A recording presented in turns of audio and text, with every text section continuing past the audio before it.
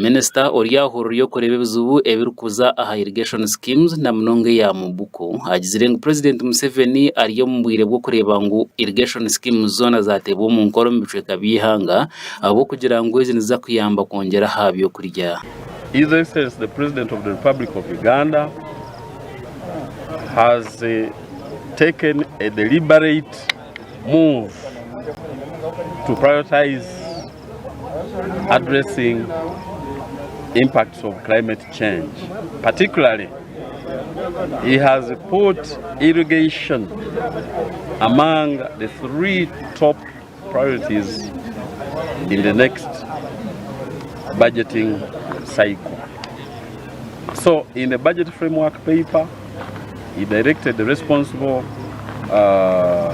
ministry, the Minister of Finance, to ensure that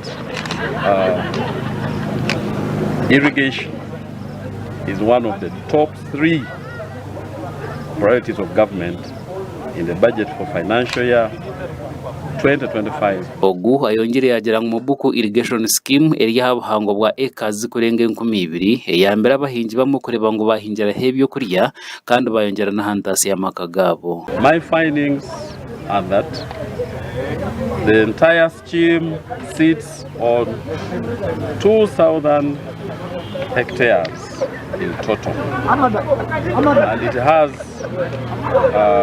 Mubuku 1 and Mubuku 2. Shortcomings here and there notwithstanding,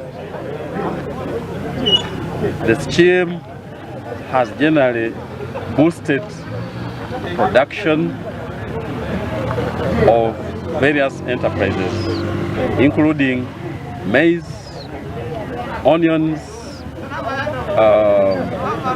livestock,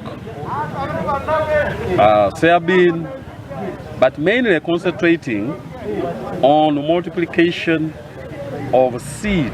Muringo ngogumwe mu rukurambura mu buku irrigation scheme eji hagizirengwa shangire mu kizo cyo kugira ngo abantu bamwe batanikire kutwara itaka rya irrigation scheme eji baza kurikorose byabo.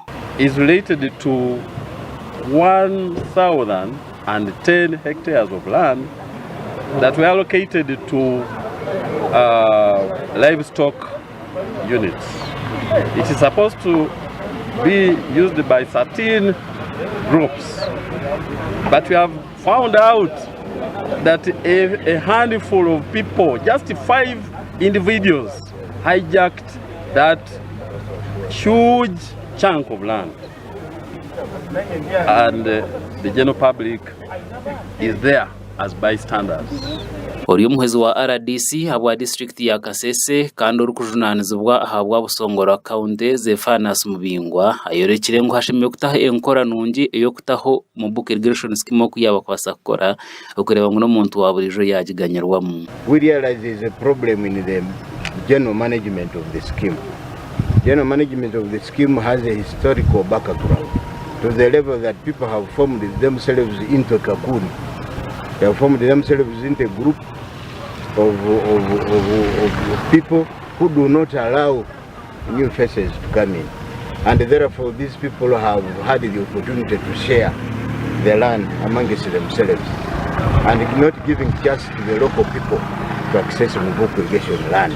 Bu ayongere yagira ngo kutwara amataka ga government mu district ya Kasese kuriya higuru kandi nekizibu cyamani ahashabire n'aba central government okutaho mu nshongezi. The biggest challenge in Kasese now is land, the issue of land. Land is not properly shared among the people of Kasese. The land that exists is only owned by a few individuals, and even those who would be willing to engage in agricultural production do not have land where they can practice agriculture. Gasha kwa Gerard Muhindo, Sky TV ya Genshonga.